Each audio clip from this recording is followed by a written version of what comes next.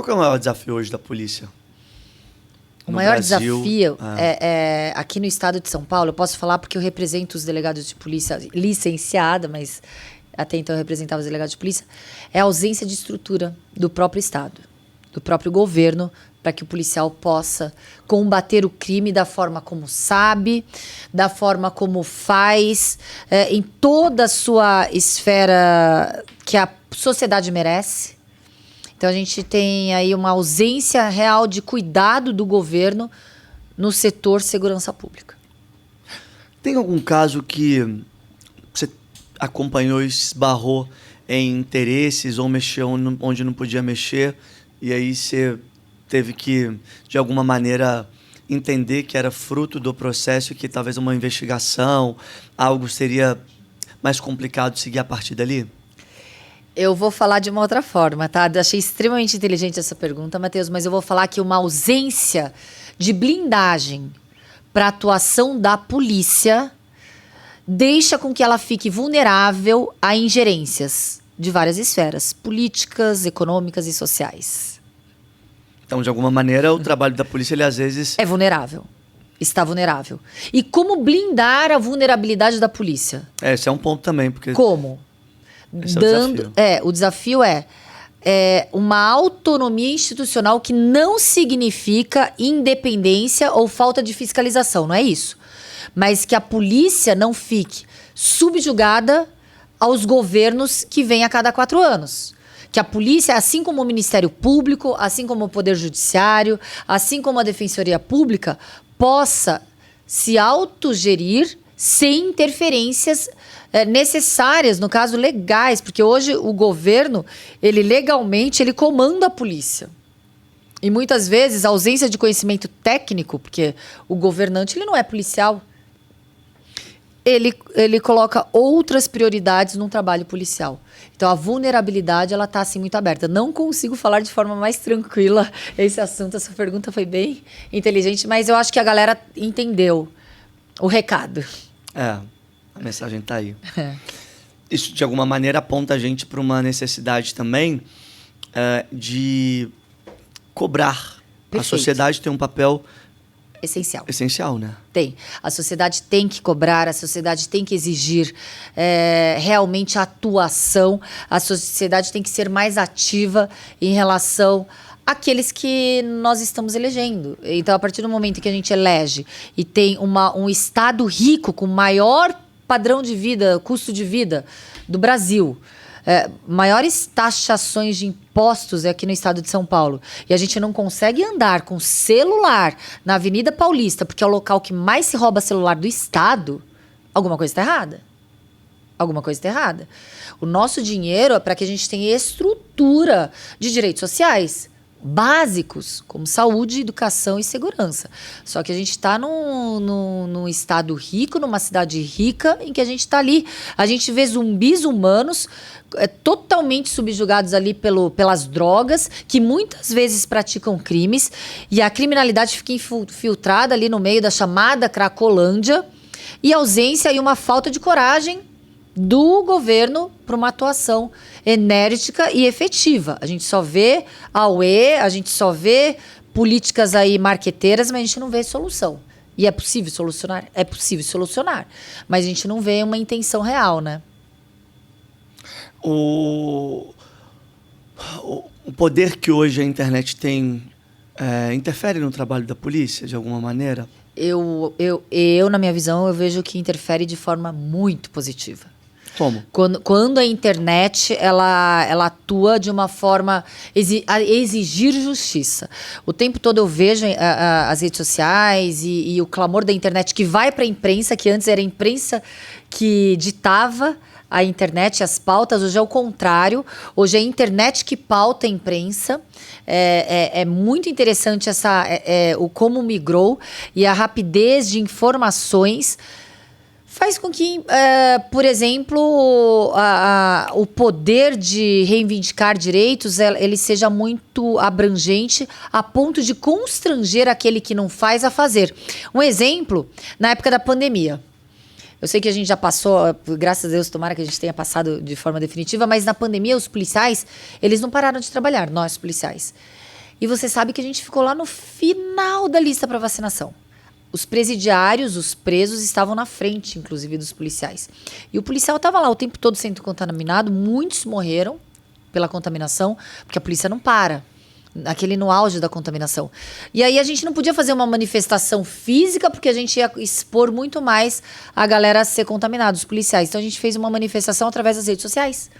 A vida do policial importa. Até hoje eu lembro, foi no dia 22 de março de 2020. A gente está em 2022, 2021. Meu aniversário é 24 de março, por isso que eu lembro a data. No dia 24 de março, o então governador... ele anunciou a vacinação dos policiais aqui no estado. Então eu vi que a repercussão, que foi de um grupo fechado, de uma bolha, que é o grupo da segurança pública, os policiais reclamando para as redes sociais, pautou a imprensa, pautou vários veículos grandes de comunicação e constrangeu o governo a cumprir o que deveria ter cumprido antes de manifestação. Então, utilizada de forma positiva, as redes sociais, a ausência de filtros políticos ou econômicos em redes sociais, porque cada um ele tem ali, pode ser o diretor da própria fala, sem filtros e sem censura. Porque a gente fala, a censura não existe no Brasil em termos, né? A gente sabe que em alguns lugares a censura impera de forma radical. Faz com que a gente tenha realmente avanços em todas as esferas sociais. O papel social hoje é exercido pelas polícias e também automaticamente pelas pessoas que estão ali na ponta, porque em São Paulo são quantos servidores? Policiais civis, a gente tem 28 mil policiais civis. Deveríamos ter 42 mil. A gente tem um déficit quase superando 16 mil policiais. Isso se dá por quais motivos, esse déficit? Falta de vontade de contratar policial e dar segurança adequada. Imagina se tivéssemos 16 mil policiais civis a mais investigando crimes, com estrutura e estratégia, através de inteligência, de um trabalho realmente de polícia judiciária, para combater o crime. Imagina se a gente tivesse, eu não tenho de cabeça, o déficit de policiais militares ali nas ruas, no policiamento ostensivo. A gente não tem, então a gente vê que o governo ele prioriza outras ações que não a segurança da própria população. Tem uma coisa que chama atenção. No ano passado, eu estava caminhando pela Paulista, estava indo para uma reunião. Não falando no celular. Não falando, mas eu estava com o celular na mão. Me tomaram. Eu estava andando pela Paulista à tarde. Então? Não, eu estava andando com o celular, respondendo uma amiga, e na hora que eu estava respondendo, o menino veio e levou.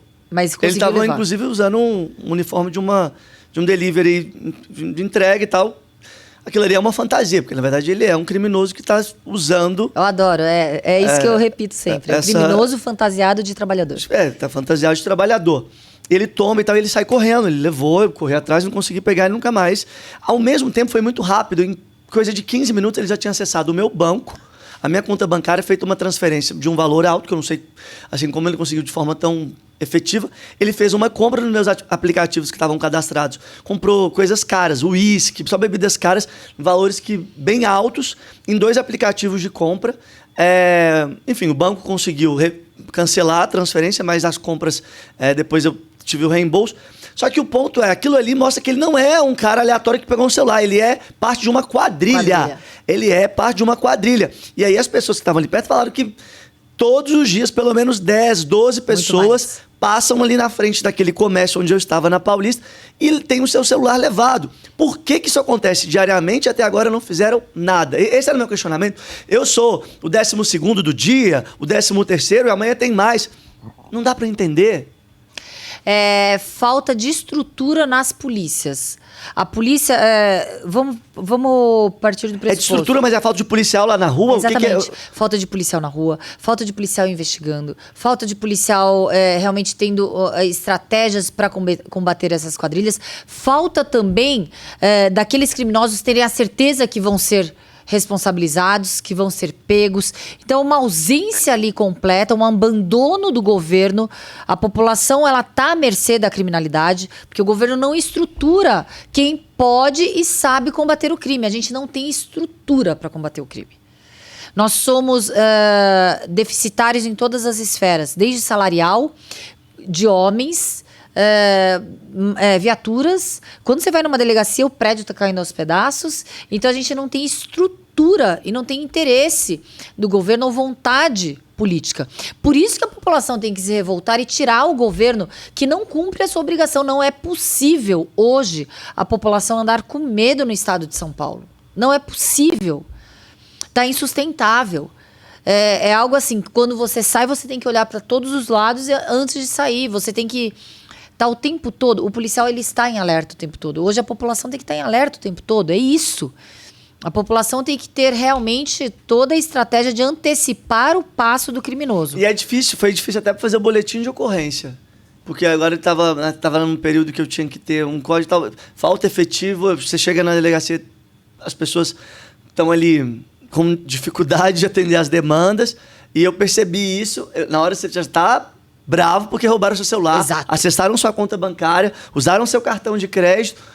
Eu falei, meu Deus, e agora? É a revitimização de forma secundária, ou seja, você é vitimizado pelo criminoso, chega com a ausência de estrutura do Estado, você fica sendo vítima de horas e horas aguardando numa delegacia, porque não tem policial para te atender, te dar o respaldo, te dar ali a resposta rápida que o Estado tem que dar, tanto para aquela vítima como para buscar o criminoso. Então, assim, é revoltante a gente saber que hoje a gente está abandonado. E é mais frustrante saber que a gente sabe combater o crime, a gente pode combater o crime e a gente não tem estrutura. Eu gosto de uma frase do Falcone. Falcone é o Giovanni Falcone, que combateu na Operações Mãos Limpas, a máfia italiana, e inclusive ele foi morto depois, porque ele entrou ali no sistema, ele começou realmente a fazer uma limpa ali na máfia italiana. Ele dizia uma frase assim: quando o Estado abandona os seus servidores do outro lado da margem, é muito provavelmente porque o Estado já partiu para o outro lado. Qualquer coincidência é mera ficção. Eu gosto dessa frase do Falcone. Forte, hein? Forte. Nossa. E foi morto e executado pela máfia italiana que ele combateu. Um dos grandes nomes que combateu de frente esse juiz, combateu de frente a máfia italiana. Infelizmente, a gente sabe que a gente não pode perder a esperança, né? Mas tem hora que é difícil acreditar que tem jeito. Tem hora que a gente fica... Eu acho que a gente tem que ter esperança, não de uma forma poliana, né? Não de uma forma ilusória ou realmente lúdica, né? Mas uma esperança real, uma esperança que a gente sabe que é possível. É possível e cobrar realmente aqueles que não fazem acontecer. Então, agora a gente está em épocas de eleições, todo mundo promete, todo mundo faz obras mirabolantes, né? Marketing maravilhoso, mas a população tem que parar de ser subestimada. A gente tem que ver durante 4 anos o que não foi feito. Como que vai fazer agora, né? Como que vai ser solucionado agora? A gente tem que ter um grau de evolução maior de forma política e politizada, porque enquanto a gente permitir com que aqueles que amam a política no mau sentido usam e abusam e desviam as funções ao seu critério, a gente permite com que pessoas sejam mortas, pessoas sejam vitimizadas, pessoas sejam desamparadas, porque a gente não tem pessoas responsáveis ali conduzindo a política. A gente tem que ter, sim, um olhar crítico. Eu não estou falando em ideologia, tá? De esquerda ou de direita, porque eu acredito que essa polarização ela só desagrega. Eu acredito que a gente tem que ter os nossos valores, cada um tem os seus valores, as suas ideologias. Busque essas ideologias, mas não desvie da real função. Os políticos hoje, eles desviam muito da representatividade do povo para fazer acordos políticos, emendas. Hoje, a Assembleia Legislativa do Estado de São Paulo é um puxadinho do governo do Estado. O governador fala, deputados, façam isso, os deputados fazem, porque eles estão refém ali, esperando e sedentos por emendas parlamentares. Então, é uma situação muito complicada, nosso sistema, a forma com que a sociedade está subrepresentada. Olha, a gente mantém a esperança de que, como diz a música, dias melhores virão. Sim.